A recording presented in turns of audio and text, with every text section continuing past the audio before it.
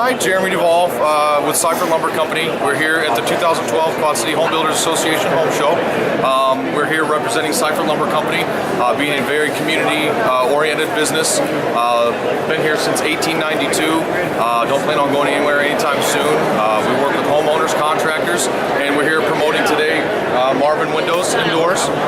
This is quite a unique window that they sell. It's a tilt and turn window. It actually acts as an egress for basements and windows, something a little unique that most people don't get into.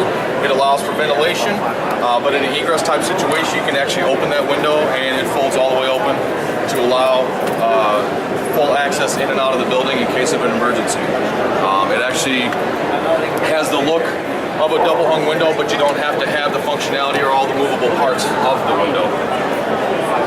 Marvin's a great name, great product. We've teamed up with them because we're a service-oriented company, and so is Marvin.